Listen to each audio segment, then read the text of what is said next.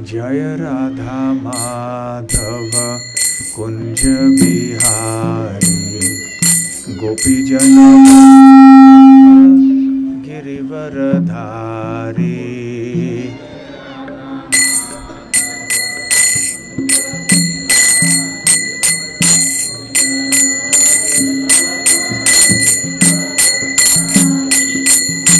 यशोदानंदन ब्रज जन रंजन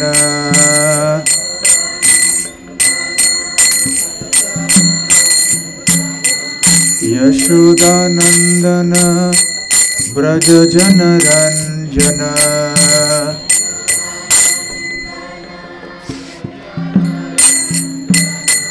यमुना वनचारी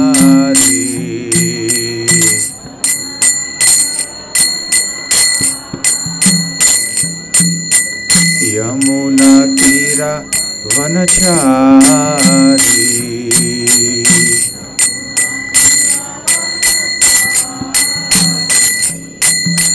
जय राधा माधव कुंज बिहारी गोपी जन वल्लभ गिरिवरधारी।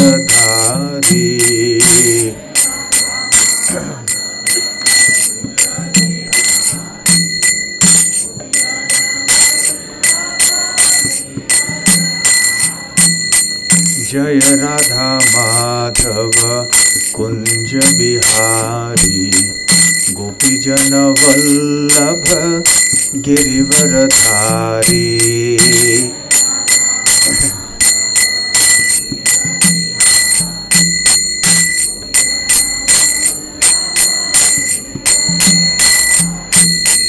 हरे कृष्णा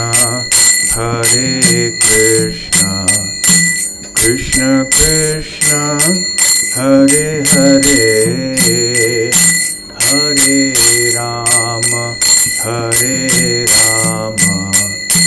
राम राम हरे हरे।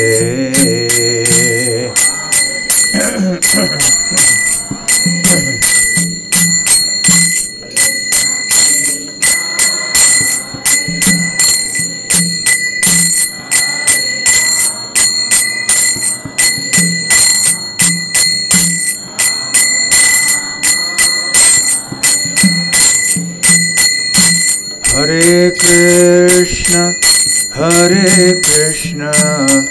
कृष्ण कृष्ण हरे हरे हरे राम राम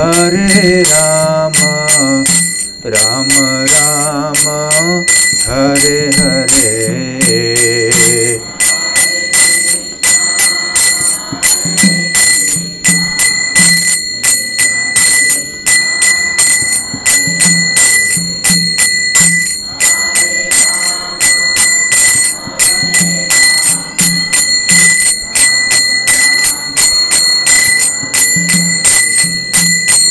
हरे कृष्ण कृष्ण कृष्ण हरे हरे हरे राम राम राम हरे हरे।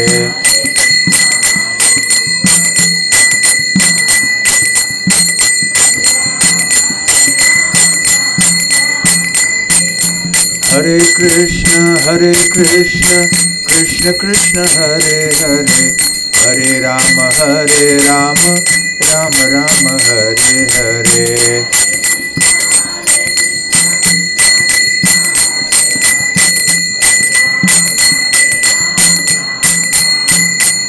जय राधा गोकुलानंद राधे।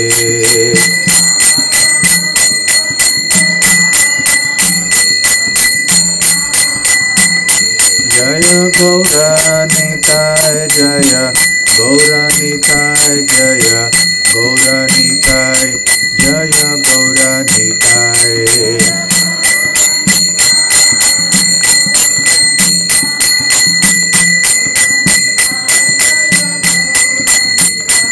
जय जगन्नाथ जय बलदेव जय सुभद्रा जय सुदर्शन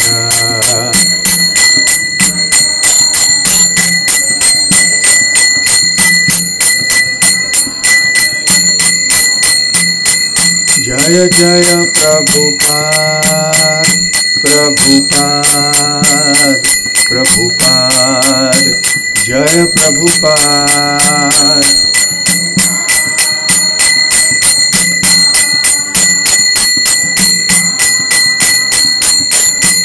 निताय गौरा हरि बोल हरि बोल हरि बोल निताय गौरा हरि बोल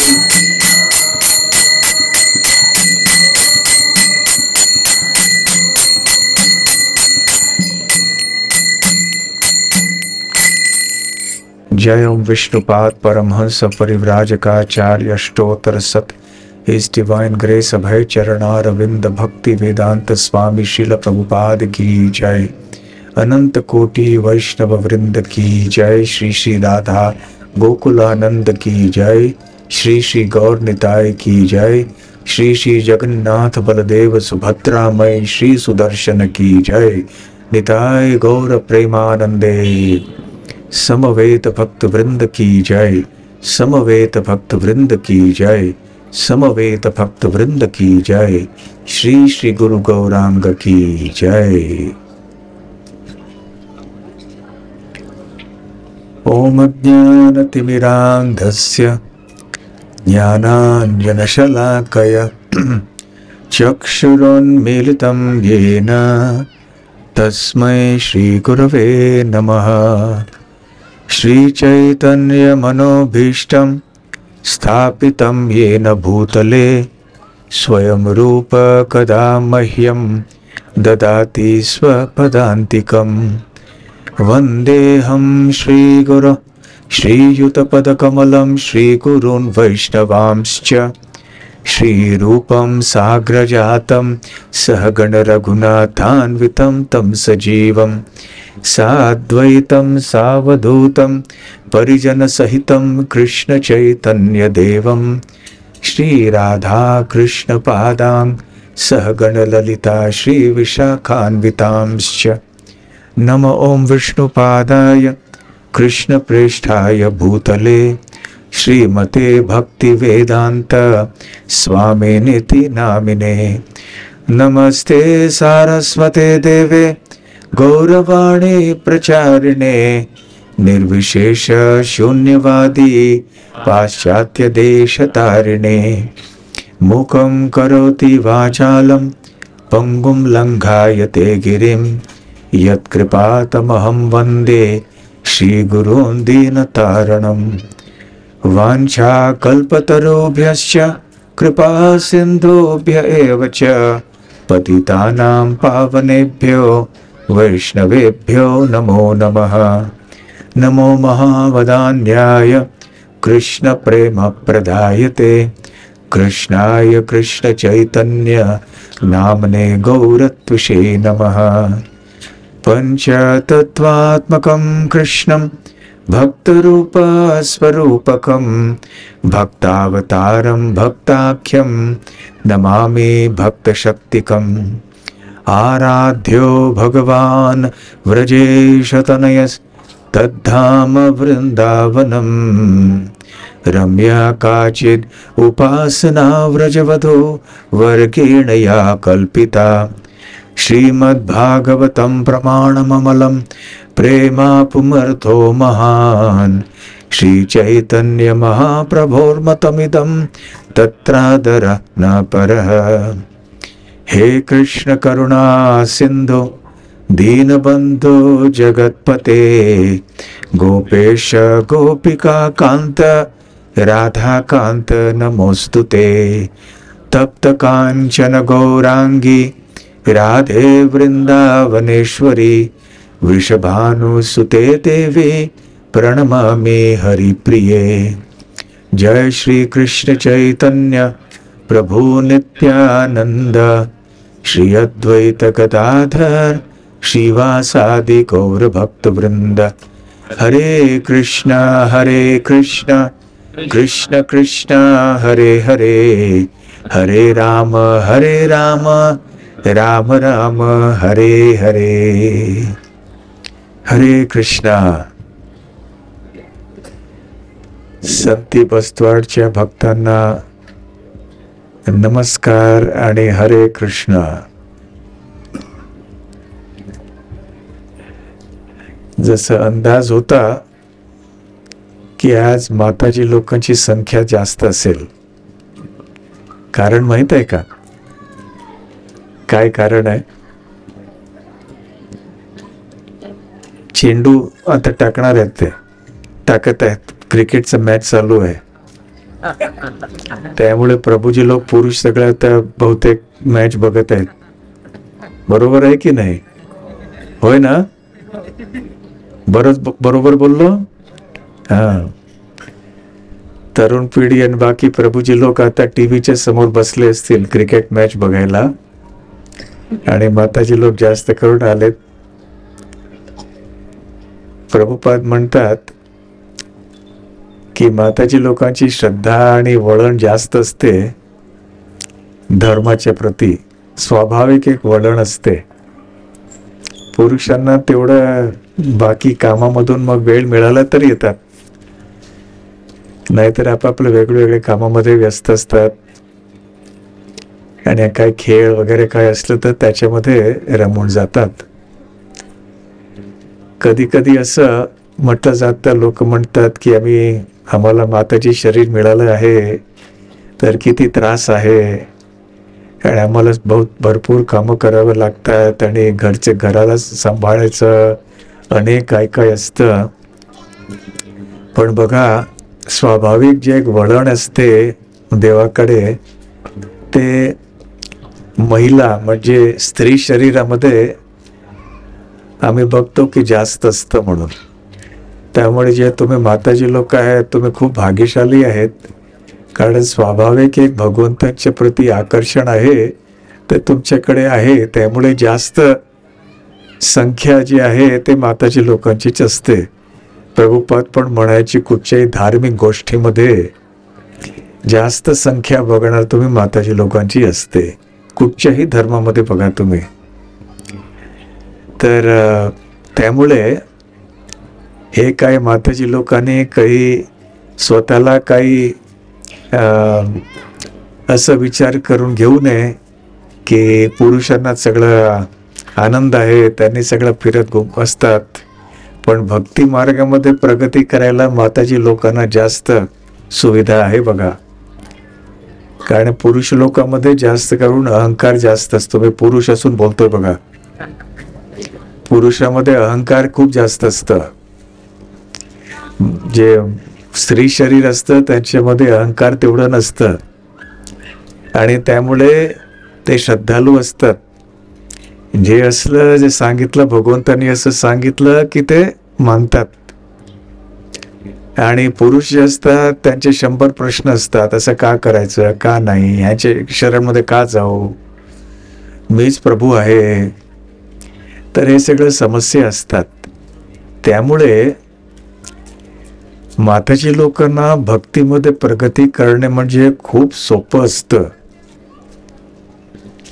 त्रास असतं जीवनामध्ये, पण तरीही चरित्र आणि स्वभाव, एक चित्त, ते बघितलं तर माताजी लोकांना जास्त एक सुविधाजनक शरीर आहे, देह आहे भगवंतांची भक्ती करायला.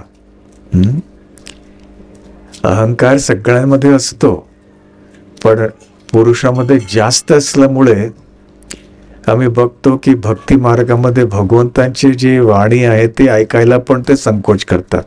का ऐकायचं, आम्ही असं का बोलतो.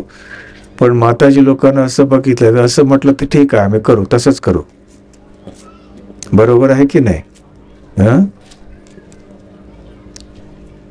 आता द्रौपदीचं बघा, 5 पांडव होते, ते सगळे महान भक्त होते, पण त्यांच्यामध्ये द्रौपदीचं स्थान विशेष आहे. ज्यावेळी द्रौपदी देवी पांडवांच्या सोबत वनवासमध्ये होत्या, त्यावेळी त्यांना खूप कष्ट झालं. महाभारत आणि कौरव पांडवची कथा आपण सर्वांनी लहानपणापासून ऐकलं असेल. सगळ्यांनी ऐकलंय ना महाभारतची कथा? लहानपणापासून ऐकलंय? कोणी ऐकलंय लहानपणापासून? हात वर करा बघू. महाभारतची कथा, पांडव कौरवांची कथा कोण कोण ऐकलंय आजपर्यंत? हात वर करा. नाही ऐकलंय का? ऐकलंय ना? ऐकलंय की नाही? ऐकलंय. अर्जुन कोण होते? पांडव कोण होते? कृष्ण कोण? सगळ्यांनी ऐकलंय ना? तर 5 पांडव ते पण महान भक्त होते, परंतु सगळ्यातले प्रिय भगवंतांची होती द्रौपदी. द्रौपदी वनवासमध्ये असताना पण भगवंतांना विसरले नाही. बाकी पांडव पण नाही विसरले, पण द्रौपदींना पूर्ण विश्वास होता, श्रद्धा होती की श्रीकृष्ण आमची रक्षा करणार आहेत म्हणून. ज्यावेळी पांडव वनवासमध्ये होते, तुम्हाला सगळ्यांना माहित आहे की दुर्योधनने द्यूत क्रीडामध्ये थोडं फार वाईट काम करून युधिष्ठिर महाराजांवर विजय प्राप्त केलं आणि त्यांनी सांगितलं की तुम्हाला आता 13 वर्षासाठी जंगलामध्ये वनवासमध्ये जायला पाहिजे म्हणून. आणि ते गेले मग तिकडे वनवासमध्ये. राजवाड्यामध्ये राहणारे जे राजकुमार होते आणि आज ते जंगलामध्ये राहत आहेत. राहायचं काही ठिकाणं नाही, कुठे राहणार, काय जेवणार, काय खाणार. तिकडचे फळं कंदमूल सगळं खाऊन जगत होते. राजवाड्यामध्ये किती छान त्यांना प्रसाद मिळत होतं, जेवायला मिळत होतं, पण जंगलामध्ये काय व्यवस्था आहे जेवणाची? आणि किती खतरे असतात, जंगली जनावर असतात, थंडीमध्ये, गरमीमध्ये, पावसामध्ये किती त्रास होते. तरी 13 वर्ष त्यांनी काढले असे जंगलामध्ये. आणि तिकडे पण त्यांना संग द्यायला अनेक जे जंगलामध्ये ते ऋषीमुनी राहायचे, त्यांनी ऐकले त्यांच्याबद्दल आणि ते पण आले.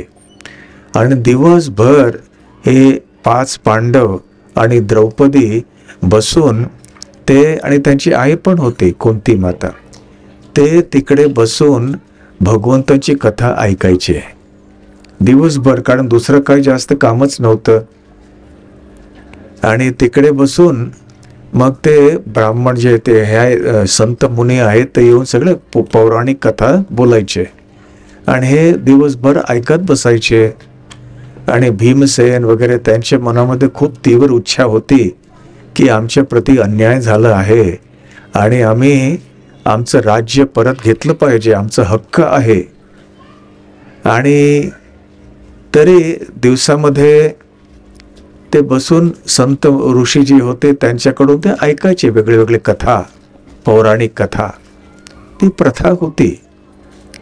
आता बघा, पूर्वी आमच्या खेडेगावामध्ये पण अशी प्रथा व्हायची, पण आता राहिली नाहीये ती प्रथा. पूर्वी गावाचे मंदिरमध्ये, देवालयामध्ये, देवस्थानामध्ये लोक गोळा व्हायचे, तिकडे बसायचे संध्याकाळी आणि मग रामायणमधून, महाभारतमधून, भागवतमधून काही असे काही कथा व्हायचे, कीर्तन व्हायचं. आता ती प्रथा संपली आता प्राय. जसं आज आम्ही बघतो ना, ते टी व्हीच्या समोर काय असेल ते बघत बसतात टी व्हीच्या समोर. तर किती छान एक संस्कृती आहे ही की आम्ही सगळ्यांनी मिळून भगवंतांच्या बद्दल काही ऐकलं पाहिजे. फक्त आठवड्यातून एकदा नव्हे, प्रत्येक दिवस जर ते होत असेल तर किती छान आहे. असे मोठे कार्यक्रम आयोजित करायला कठीण आहे, पण तरी जवळपास थोडे भक्त मिळून थोडंफार भगवंतांचे नामस्मरण करू शकतात. काही भागवतमधून, महाभारत, रामायणमधून काही ऐकू शकतात. आणि मग घरी जाऊन आपापलं जेवण घ्यायचं आणि मग विश्रांती घ्यायची.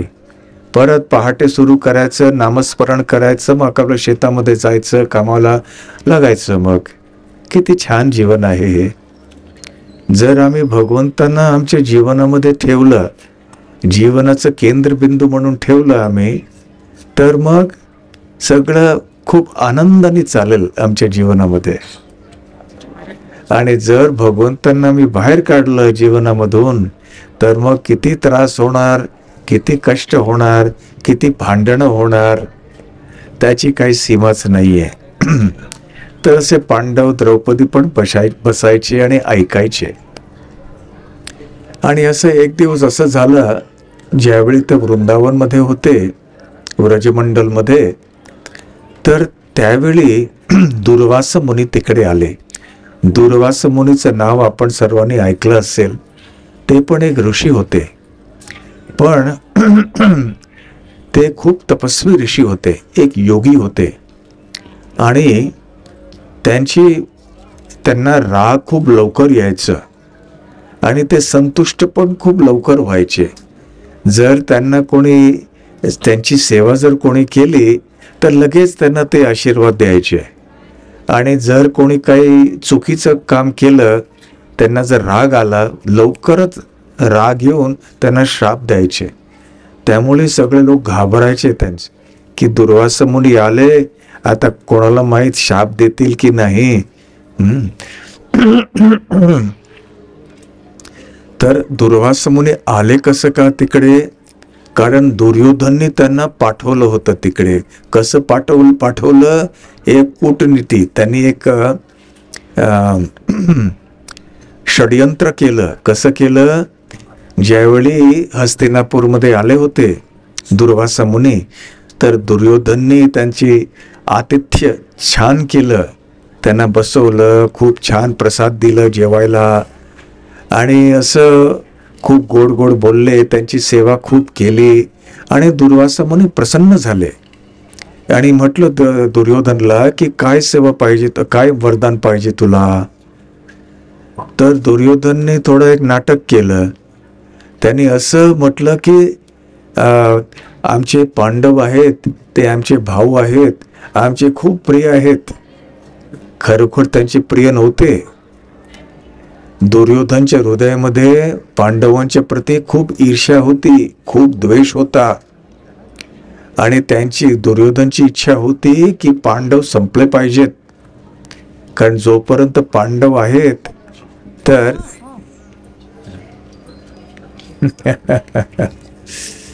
जोपर्यंत पांडव आहेत तोपर्यंत आमचा राज्यावर पूर्ण नियंत्रण घेणे, ह्याच्यामध्ये आमच्या मार्गामध्ये ते काटे असतील. त्यामुळे हे ह्यांना दूर केलं पाहिजे. तर एक षड्यंत्र केलं त्यांनी.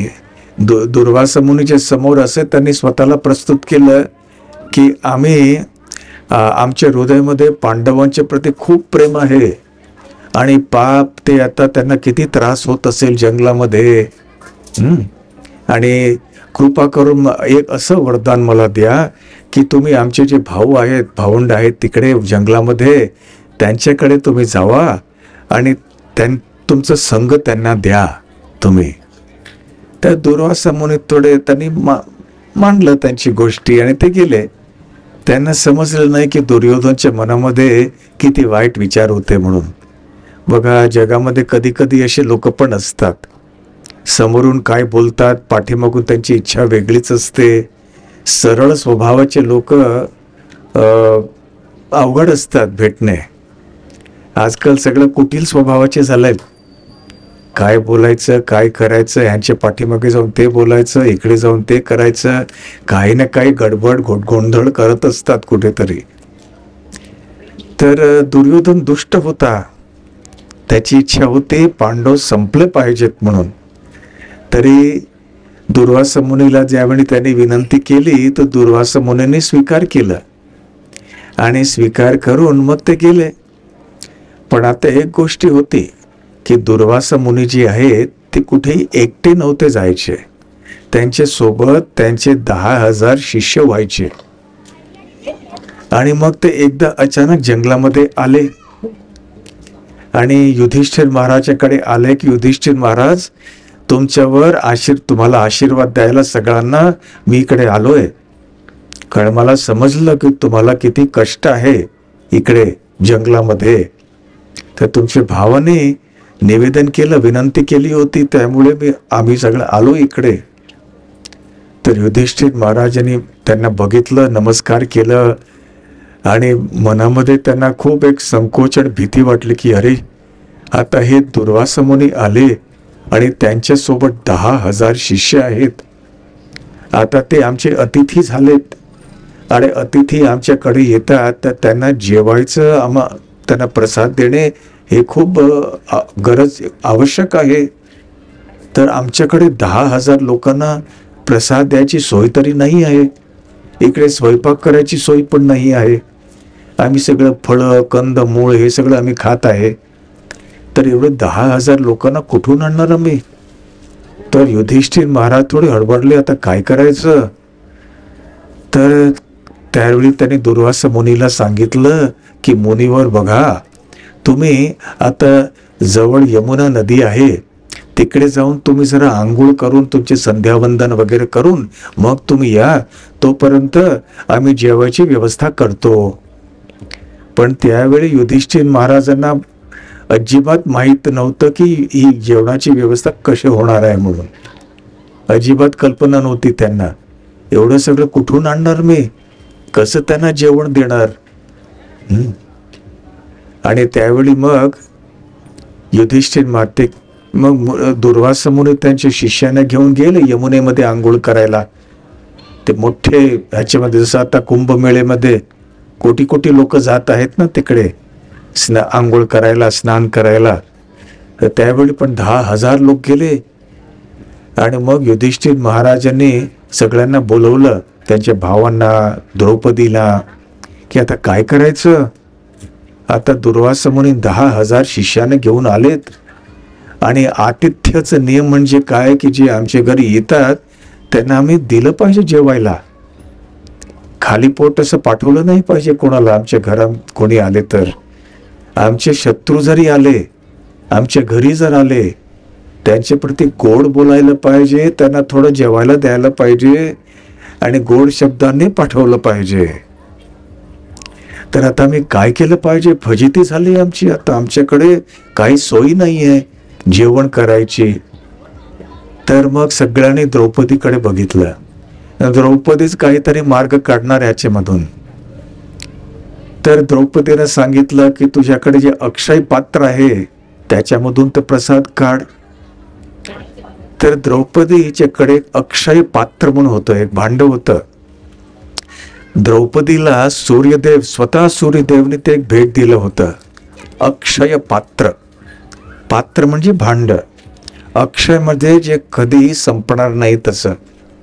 आणि सूर्यदेवाने हे आशीर्वाद दिलं होतं की द्रौपदी, तू माझी खूप सेवा केली माझी, तर मी तुला हे अक्षय पात्र देतो. आता जेवढं तुला पाहिजे ह्याच्यामधून अन्न उत्पन्न होणार.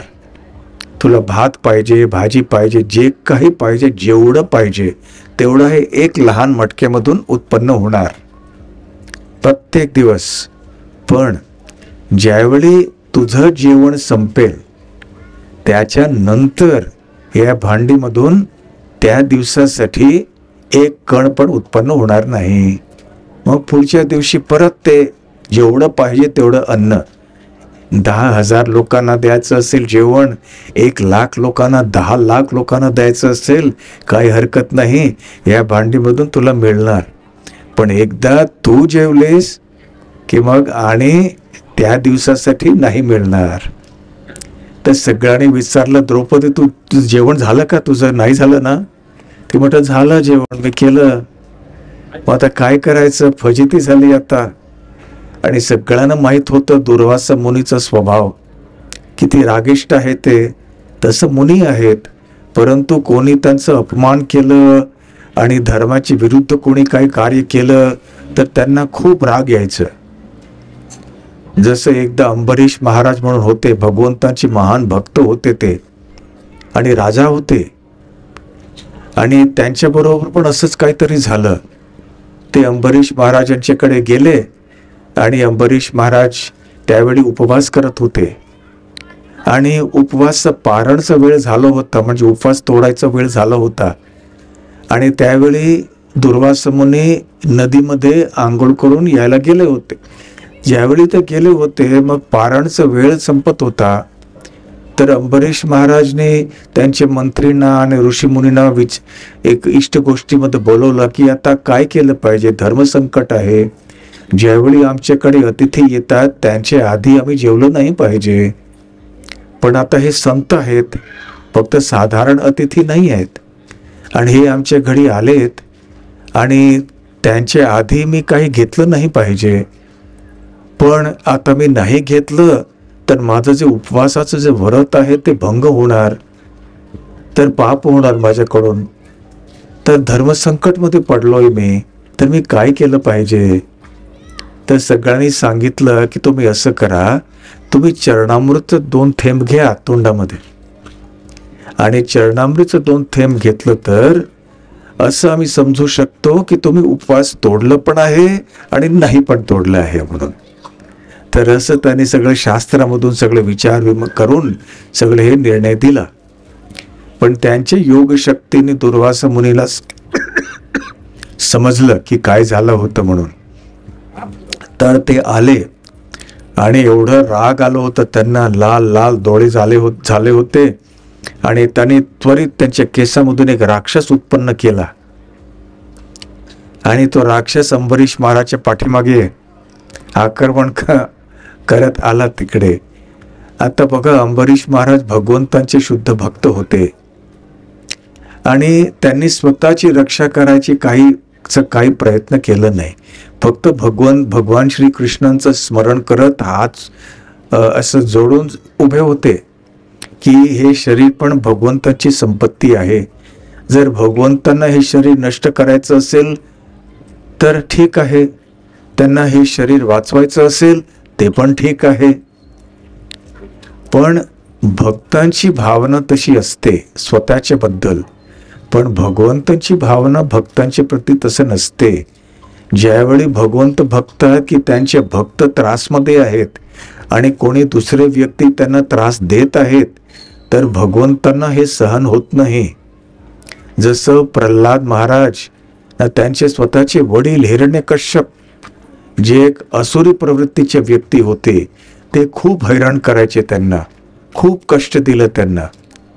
आणि प्रल्हाद तरी त्यावेळी 5 वर्षाचे एक बाळ होते, आणि अनेक प्रकाराने प्रल्हादची हत्या करायचा प्रयत्न केलं हिरण्यकश्यपने, पण त्यांना यश मिळालं नाही त्याच्यामध्ये, कारण भगवंताचं संरक्षण होतं.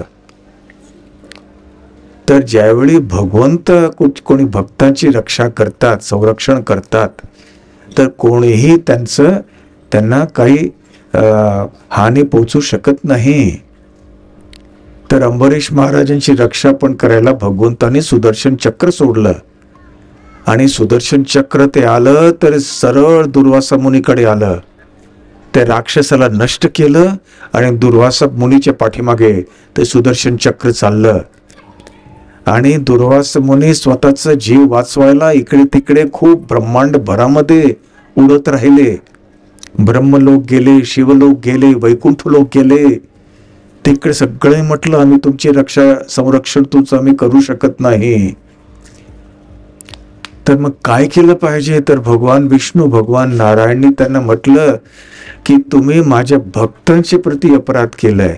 तुम्ही माझ्या प्रती अपराध केला असेल मी सहन करू शकतो, पण माझ्या भक्तांच्या प्रती अपराध केला तुम्ही, ते मला सहन होत नाही.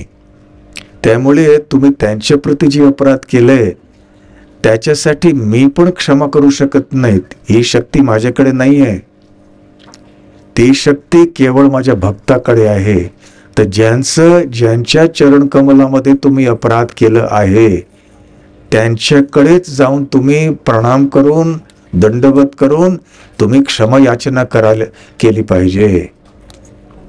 तरच सुदर्शन चक्र तुमच्या पाठी मागे यायचं सोडणार. तर मग दुर्वासा मुनी आले तिकडे, अंबरीश महाराजाच्या समोर पूर्ण प्रणाम केलं. आणि अंबरीश महाराजांना खूप लाज वाटली. अरे हे एवढे मोठे संत आणि माझ्या पायात पडलेत, नको नको नको, तुम्ही असं करू नका. पण त्यावेळी दुर्वासा मुनीने अंबरीश महाराजांना सांगितलं, आज मला समजलं हो की भगवंतांचे भक्त किती महान असतात. ते गृहस्थ असले, संन्यासी असले, विरक्त असले, काही असेल, पण जर भगवंतांचे भक्त असतील शुद्ध, तरी किती महान असतात की भगवंत त्यांच्या संरक्षणेसाठी काहीही करायला तयार असतात. आणि जे लोक भक्तांच्या प्रती अपराध करतात, आक्रमण करतात, स्वतः भगवान श्रीकृष्ण त्यांना दंड देतात. तर आता मला समजलं की भगवंतांची भक्ती आणि भगवंतांचे भक्त किती महान आहेत. आम्ही एवढी तपश्चर्या केली आहे, एवढी योग शक्ती आमच्याकडे आहे, त्यामुळे आम्ही स्वतःला खूप महान असं समजून घेत होतो. पण आता आम्हाला समजलं की हे जी आमची योग शक्ती वगैरे आहे ते किरकोळ आहे, काहीच नाही आहे. खरोखर शक्ती भक्तांची असते. तर एक सुंदर लीला श्रीमद भागवत मध्ये आहे. म्हणजे उद्देश बोलण्याचं हे आहे की भगवान श्रीकृष्ण त्यांचे भक्तांची रक्षा करतात. आणि इकडे पण दुर्वासा मुनी आले होते. आता सगळ्यांनी द्रौपदी देवीकडे बघितलं. आता काय होणार, द्रौपदी बघ, तू मार्ग काढ, अक्षय पात्रामधून तू आता सगळं भात वगैरे, भाजी वगैरे सगळं तू तयार कर. आता द्रौपदीने म्हटलं, माझं जेवण झालं, आजचा दिवस आता काही होणार नाही. मग युधिष्ठिर महाराजांनी विचार केला, आता काय होईल. दुर्वासा मुनीचं एवढं राग आहे, आम्हाला ते, आम्ही आता 13 वर्ष आम्ही वनवासमध्ये आहोत, आता आणि दुर्वासा मुनीचं शाप आलं तर आमचं काय होणार मग. तर त्यावेळी द्रौपदीने काय केलं, जे 5 भाऊ होते पांडव, त्यांना काय सुचेना काय करायचं. आता एवढे मोठे योद्धा होते, एवढे शक्तिशाली होते, भीमसेन एवढे शक्तिशाली, गदा युद्ध मध्ये एवढे प्रवीण, त्यांचा सामना करायला कोणीच नाही. तिकडे अर्जुन गांडीवधारी, धनुष आणि बाण धनु एवढे छान चालवायचे, त्यांचं पण कोणी, त्यांच्या समोर कोणी उभं राहू शकत नाही, एवढे शक्तिशाली योद्धा होते. पण आता ह्या परिस्थितीमध्ये त्यांना द्रौपदीवर निर्भर राहावं लागलं. द्रौपदी काय धनुष बाण चालवत नव्हते, द्रौपदी काय गदा युद्ध करत नव्हते, परंतु आज हे एवढे शक्तिशाली पुरुष द्रौपदीवर अवलंबून राहिले की द्रौपदी, आज तूच आमची रक्षा केली पाहिजेस. तर द्रौपदीने म्हटलं की मी, माझं जेवण झालं नाही, नाही काहीतरी मार्ग काढतो आता.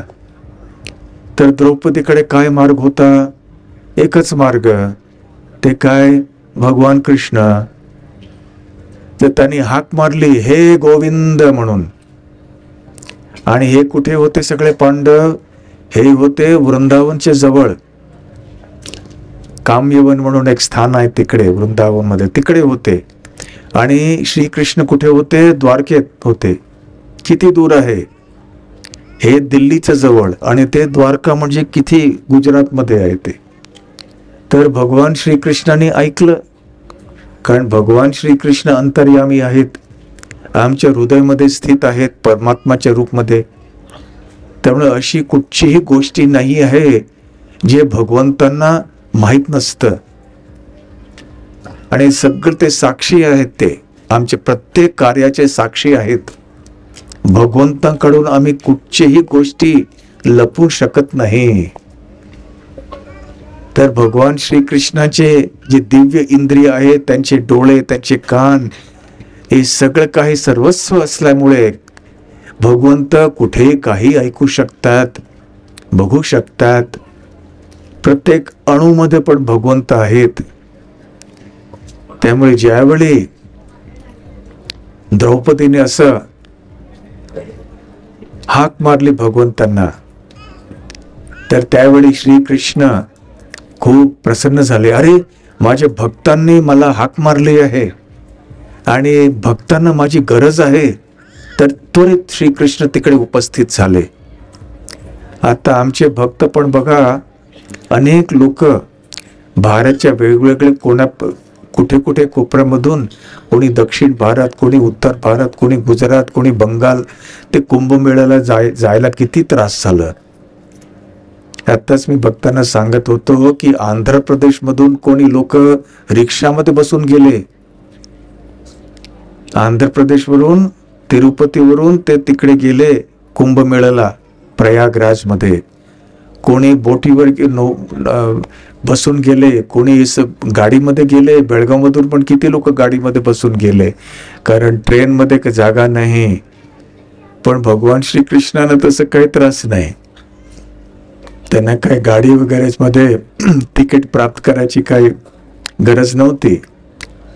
त्वरित ते तिकडे उपस्थित झाले द्रौपदीच्या समोर, आणि त्यांच्या तोंडावर एकदम हे होतं, स्मितहास्य होतं. काय द्रौपदी, मला हाक मारले काय? कारण भगवान श्रीकृष्ण भक्तवत्सल आहेत. त्यांच्या भक्तांच्या प्रती खूप प्रेम करतात. त्यांना भक्तांचा त्रास सहन होत नाही.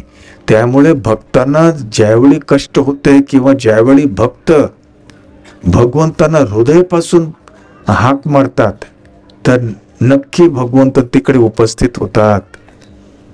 त्यामुळे भगवंतामध्ये पूर्ण श्रद्धा आमची असली पाहिजे. संशय नाही केलं पाहिजे. भगवान श्रीकृष्ण भगवद्गीतेमध्ये म्हणतात, अनन्यास चिंतयन्तो माम ये जनाः पर्युपासते तेषां नित्याभियुक्तानां योगक्षेमं वहाम्यहम्.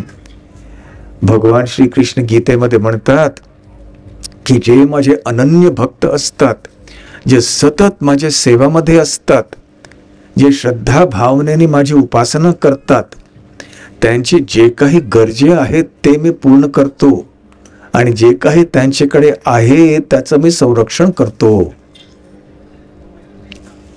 त्यामुळे भगवंतांच्या भक्तांनी काही काळजी नाही केली पाहिजे. त्यांनी निरंतर भगवंतांची सेवा करत राहायला पाहिजे. तर द्रौपदीची दशा बघितली आणि ते आले, आणि द्रौपदीने एकदा म्हटलं होतं, प्रतिज्ञा तव गोविंद न मे भक्तः प्रणश्यति इति संस्मृत्य प्राणान् धारयाम्यहम्. द्रौपदीने कृष्णाला म्हटलं की तुम्ही हे प्रतिज्ञा केली आहे, तुम्ही एक वचन घेतलं आहे, न मे भक्तः प्रणश्यति, की माझं भक्ताचं विनाश कधी होणार नाही, माझ्या भक्तांचं संरक्षण मी करणार आहे. तुम्ही हे प्रतिज्ञा दिली आहे. अरे हे तुमचं जे वचन आहे तेच ऐकून त्याच्याबद्दलच मी स्मरण करत आहे, आठवण करत आहे मी. आम्ही आता जंगलामध्ये राहत आहोत, एवढे आता वर्ष झाले, आणि तरी किती वर्ष राहायचे आहे तिकडे, किती कष्ट होत आहे इकडे. तर प्राणान धारयाम्यहम्, आता शरीरामध्ये माझं प्राण अजून आहे. कशामुळे? ह्याचं कारण एकच आहे की तुम्ही जे प्रतिज्ञा घेतली होती, एक वचन दिला होता की तुम्ही तुमच्या भक्तांचं संरक्षण करणार आहेत, त्या प्रतिज्ञाचं आठवण करत करत, स्मरण करत करत माझ्या शरीरामध्ये मी अजून प्राण ठेवलेला आहे. नाहीतर कधीच माझं प्राण शरीराला सोडून गेलं असतं आणि माझी मृत्यू झाली असती. तर असंच द्रौपदी देवीची श्रद्धा आहे भगवंतांच्या शब्दावर. तर भगवद्गीता हे शास्त्र आहेत, हे भगवंतांचे शब्द आहेत. तर कधीही भगवंतांच्या शब्दावर संशय करू नये. त्याला आम्ही श्रद्धा म्हणतो, की जे काही भगवंत म्हणतात खरंच म्हणतात. आमचे संस्थापक आचार्य श्रील प्रभुपाद म्हणायचे, भगवान श्रीकृष्ण अवतार घेऊन आलेत या जगामध्ये, प्रपंचामध्ये, खोटं बोलायला आले नाही आहेत, खरं बोलायला आलेत. तर भगवंत जे काही बोलतात ते खरंच बोलतात. तर द्रौपदी देवीला पूर्ण विश्वास होता याच्याबद्दल. आणि त्यामुळे भगवंताची जी प्रतिज्ञा होती त्यांनी हे आठवण ठेवली आणि मग हे गोविंद म्हणून त्यांनी हाक मारलं भगवंतांना. आणि नंतर भगवंत पण म्हणत आहेत की द्रौपदी, तुझं जे हे एक हाक होतं हे गोविंद म्हणून, त्या एक तू मला हाक मारले त्याच्यामुळे मी तुझ्या पूर्ण तुझी संपत्ती झालो मी. आता तुला काय पाहिजे तू सांग. कारण ज्यावेळी भगवंत बघतात की ह्या शरणागतीच्या भावनेने कोणी भक्त त्यांना हाक मारत आहेत तर तिकडून दूर राहू शकत नाहीत भगवंत. भगवंत त्या ठिकाणी येतात, एवढे ऋणी होतात त्या भक्ताच्या बद्दल. तू एकदा हाक मारले ना मला हृदयापासून हे गोविंद म्हणून, तर मी तुझं ऋणी झालो. तर श्रीकृष्ण आले की काय झालं द्रौपदी, मला का हाक मारलं तू, काय त्रास आहे. पण त्यांच्या चेहऱ्यावर स्मितहास्य होतं. मग द्रौपदीने म्हटलं की अशी अशी आमची परिस्थिती आहे, आता काय करायचं. हे दुर्वास मुनी 10,000 शिष्याने घेऊन आलेत आणि हे अक्षय पात्र आहे आमच्याकडे, पण माझं आजचं जेवण झालं तर आता काय करायचं. तर मग श्रीकृष्ण हसले आणि त्यांनी म्हटलं काय हरकत नाही, आता ते अक्षय पात्रामध्ये बघ काहीतरी उरलंय, काय भाजी काहीतरी असेल, थोडंफार एक कण तरी असेल बघ. आणि खाली आहे, आम्ही सगळं संपवलं, जाऊन बघ तरी. तर द्रौपदी देवी गेली तिकडे आणि बघितलं की आतमध्ये एक कण होतं, भाजीपाल्याचं काही एक कण होतं तेवढं. तर ते घेतलं, भगवंतानी बघितलं, अरे बघ इकडे कण आहे.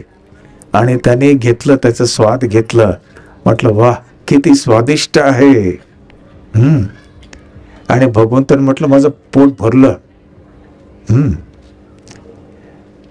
आणि भगवंत म्हटलं मी संतुष्ट आहे, आता तुमची समस्याचं समाधान झालं. कसं झालं, 10,000 लोक आहेत, येणार आहेत, कसं समाधान झालं. झालं, विश्वास ठेवा.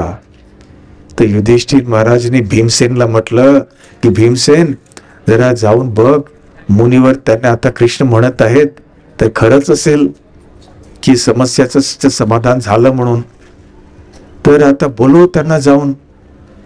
तर भीमसेन गेले तिकडे आणि ज्या क्षणी श्रीकृष्णाने त्या अक्षय पात्रामधून एक कण भाजीपाला तोंडात टाकलं होतं त्याच क्षणी एक अद्भुत घटना झाली.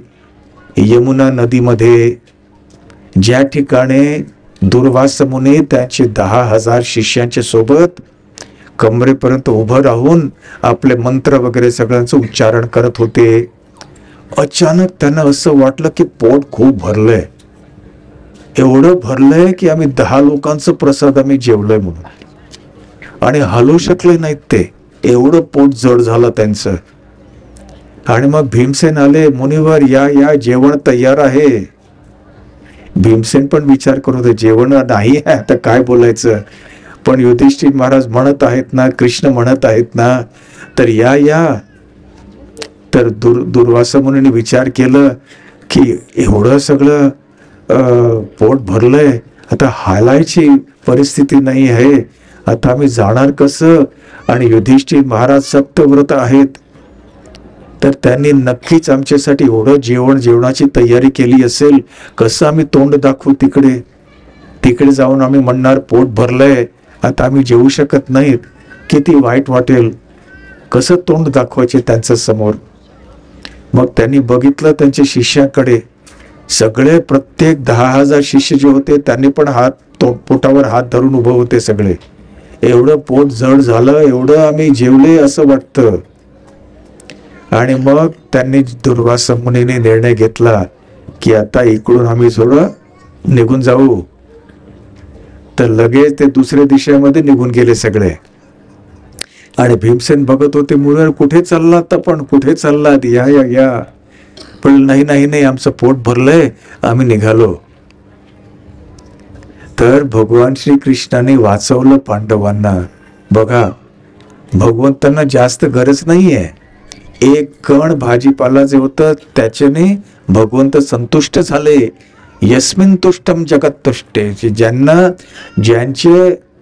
ज्यांना संतुष्ट केल्यामुळे संपूर्ण जग संतुष्ट होऊ शकते, ते भगवान श्रीकृष्ण आहेत. तर भगवान श्रीकृष्ण संतुष्ट का झाले? त्या एक कण भाजीपाल्यामुळे संतुष्ट झाले का? नाही.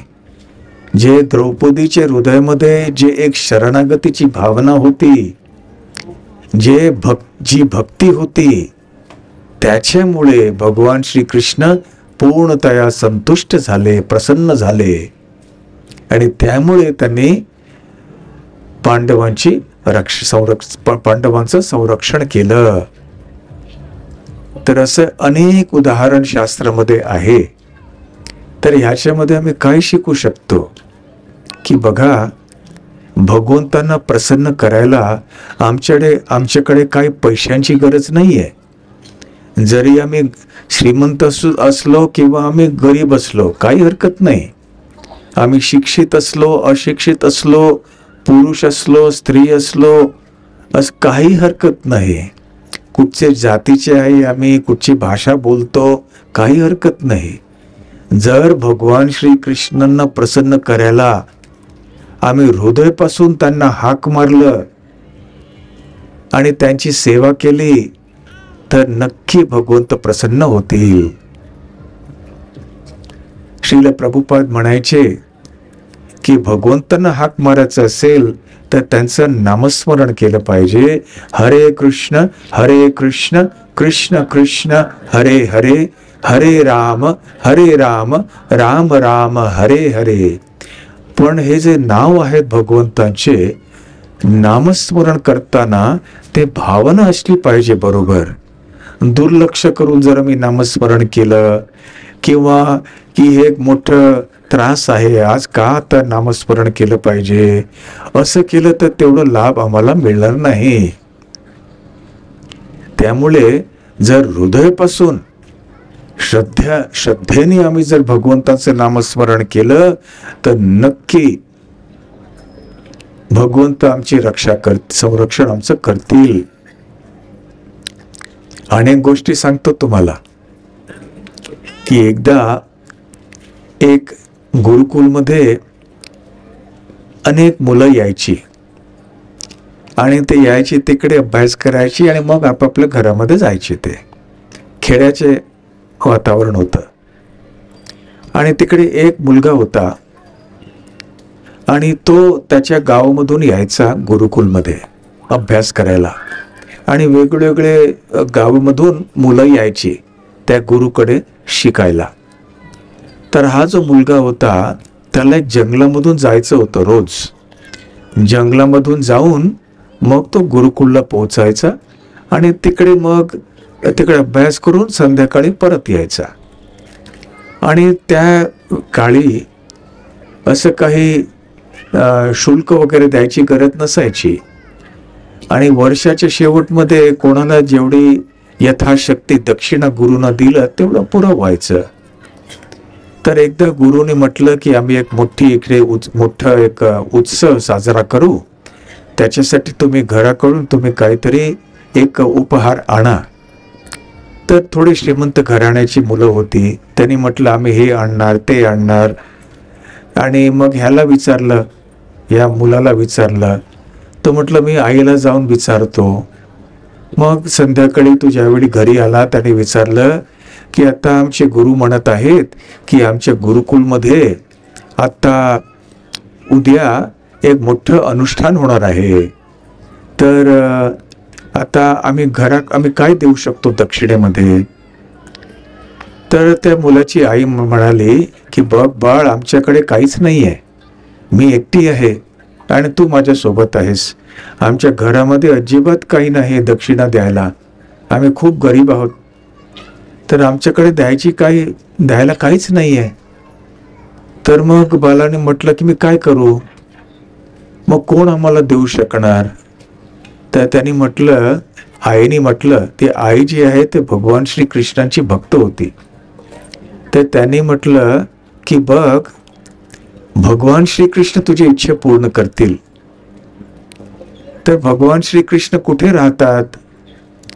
आता त्यांना प्राप्त करायला जे ऋषी वगैरे असतात ते जंगलामध्ये जातात, जंगलामध्ये तपश्चर्या करतात आणि तिकडे मग भगवान श्रीकृष्णांना ते प्राप्त करतात.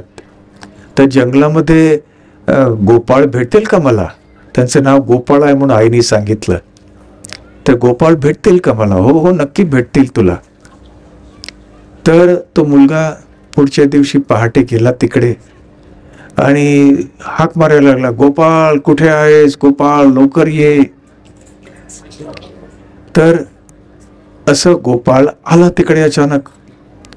दिसायला खूप सुंदर होता आणि पितांबर धारण केली होती. आणि मग असं त्याच्या पुढे काय झालं त्याच्या की तो घाबरत होता जायला जंगलामधून. तर आईने म्हटलं की घाबरू नकोस, तिकडे गोपाळ आहे, तू गोपाळला हाक मार, ते तुला तुझ्या सोबत येतील. तर ज्यावेळी तो गोपाळ गोपाळ तर हाक मारायचा, गोपाळ याय त्याच्या सोबत आणि जंगल संपेपर्यंत तो त्या मुलाबरोबर राहायचा. मग म्हणायचं आता तू जा, मग माझ्या कामासाठी जातो, माझे गाय तिकडे वाट बघत आहेत माझी. तर असं करून गोपाळ त्याला रोज संग द्यायचा. आणि ज्यावेळी हे अनुष्ठानचं वेळ झालं, दक्षिण द्यायचं वेळ झालं, तर आईने म्हटलं तुझ्या मित्र गोपाळालाच विचारतो. तर मग ज्यावेळी पुढच्या दिवस पहाटे परत तो गुरुकुलला जात होता, तर गोपाळ भेटला आणि गोपाळला विचारलं की बघ गोपाळ, तू माझा मित्र आहेस, तू माझी मदत करशील का? तर होय नक्की करणार. काय पाहिजे तुला? आज मला काहीतरी आमच्या गुरूंना दक्षिणा द्यायचं आहे. तर माझ्याकडे काही नाही, आई म्हणते आम्ही गरीब आहे, आमच्याकडे काही नाही आहे द्यायला. काळजी करू नकोस, हे घे, हा जो लहान मटका आहे ना ह्याच्यामध्ये दही आहे बघ, हे घेऊन तू दे तुझ्या गुरूंना. तर त्याने घेतलं आणि गेला गुरूंच्याकडे आणि तिकडे बघितलं तर जे वेगवेगळे मुलं आली होती वेगळे गावामधून. कोणी एवढं दूध आणलं, कोणीतरी एवढं तांदूळ आणलं, कोणी एवढे भाजीपाला आणले, कोणी तूप आणलं, कोणी हे ते एवढं सगळं आणलं. मग गुरुनी ह्यांना विचारलं का बाळ तू काय आणलंयस दक्षिणासाठी? मी हे एवढं दही आणलंय.